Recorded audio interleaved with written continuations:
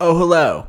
Today, I want to talk about the roles, responsibilities, and realities of policing in the 21st century. Collectively, the duties and responsibilities of policing can really be broken down into three primary categories: order maintenance, service delivery, and enforcing the law. The first of the three major policing roles is maintaining order, or keeping the peace. And the goal of maintaining order is really to reinforce informal control mechanisms already operating in the community. And this role involves enforcement of local statutes and laws, such as when the police respond to complaints about someone disturbing the peace. And so at that point, discretion comes into play where officers can either talk to the person, de escalate them, and if necessary, make an arrest. But in reality, so much of what officers are doing are really just trying to maintain order so that they can move on to their next call for service.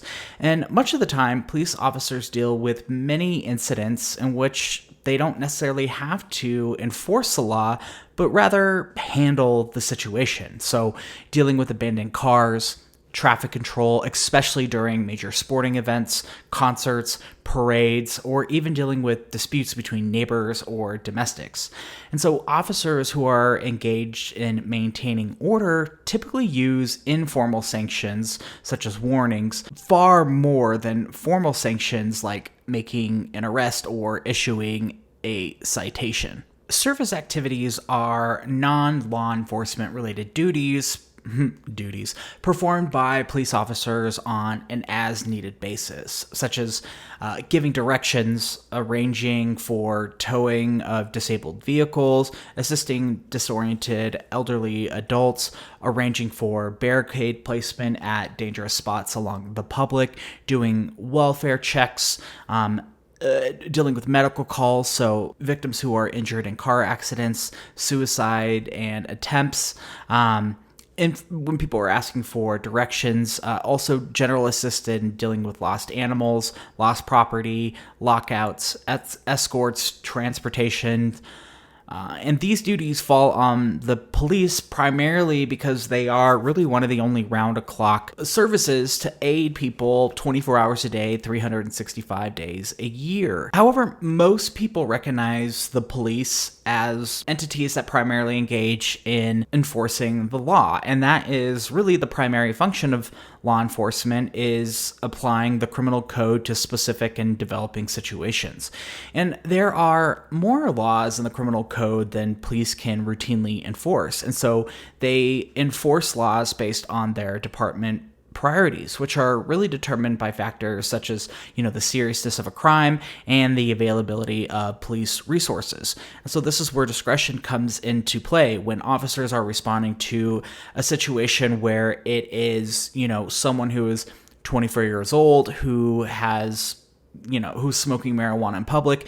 That might result in an arrest or even a citation, but it may be a whole lot different if a person is actually, selling marijuana illegally, rendering it a felony. And so in terms of the seriousness of a crime, an arrest is more likely to occur the more serious the crime, but it also has to deal with the availability of police resources. So do officers have enough officers on shift in order to enact this arrest, take them to jail, book them through that process, and then still go back out to maintain calls for service? So if officers are stretched really thin, it really kind of limits their discretion in how they handle calls. But at the same time, officers are also responding to, the needs that are shaped by the community. So for particular areas having a huge, string of burglaries, then officers are going to have a much lower tolerance for dealing with people who are engaged in burglary.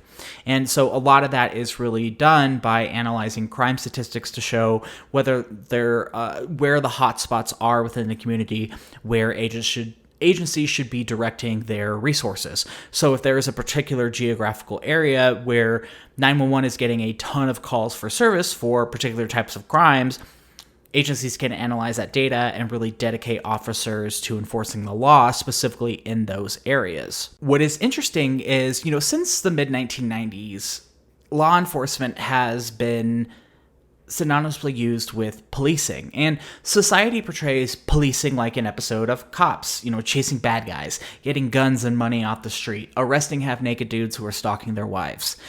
In reality, much of what officers do on a regular basis has little to do with arresting people and enforcing the law. In fact, only about 20 to 30% of calls for service are really related to crime in general, and anywhere between 3 to 4% of calls for service deal with violent crime. In fact, most calls for service deal with issues where order needs to be restored or a service is being requested.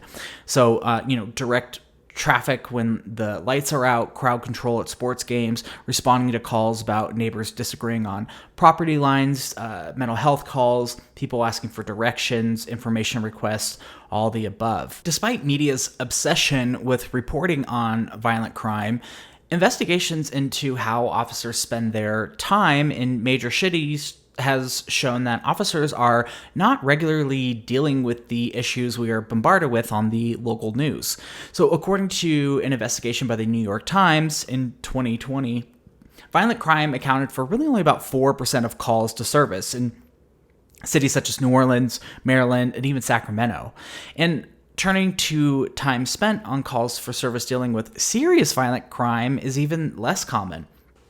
Whether from Baltimore or Phoenix, the New York Times found that serious violent crime really only accounts for about less than 2% of all calls for service. And while calls for service can absolutely turn into situations where officers have to enforce the law, much of the time patrol officers spend responding to calls for service have to deal with calls requiring officers to either maintain order, like in traffic accidents, or providing services, like conducting welfare checks. Another example by criminologist and former officer in the UK, Jerry Ratcliffe, he created a visual of the volume of calls for service in 2015 in the city of Philadelphia. And the larger the square, the greater the volume of calls for service. And much of the calls for service really related to false alarms, abandoned vehicles, investigating suspicious persons, or citizens requesting information. Calls relating to violent crime denote that smaller proportion of the boxes in the lower right-hand corner. Adding a pop of color, collectively, most of the time, we see that officers are providing services to the community and attempting to restore order versus actually arresting people, particularly for violent crime. And this is true even for Colorado as well. So the Denver Post, in the first half of 2020, about 14% of calls for service responded to by the Denver Police Department involved violent crime. And so what they found was patrol officers spent more than 80% of their time dealing with other less serious complaints and a wider array of community tasks. So much so that for every rape, shooting, or armed robbery, there were 7 times as many calls for other needs such as domestic disputes, noise complaints, and medical calls.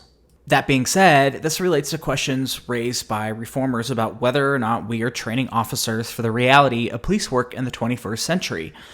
If so much of an officer's time is spent dealing with maintaining order and providing services, critics question why the majority of basic training and post academies focuses on firearm skills and defensive tactics, especially when research has shown that most people tend to comply with officers' demands, and with research showing that officers' use of force is increasingly rare.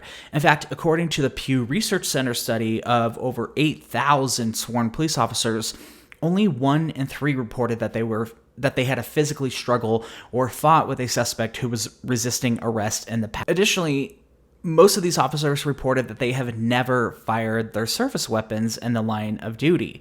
So overall, the reality of what we see about policing on TV, like in shows like Cops or Live PD, is usually dictated based on the producer's thoughts in that show, and then also nothing gets aired unless it gets the agency approval. So much of what we see makes policing very exciting, but also provides a somewhat skewed perceptions of the realities of what officers do on a regular basis. And so reformers are never going to convince officers that their job isn't dangerous, because it is. But while policing doesn't even fall into the top 10 professions, that have the highest death rates each year. Most of these professions within the top 10 are not regularly dealing with conflicts between citizens who operate in a heavily armed society. So while officers should be trained to be able to defend themselves and their community, the reformers are raising more questions about how much of the police work in the 21st century resembles social work rather than enforcing criminal statutes.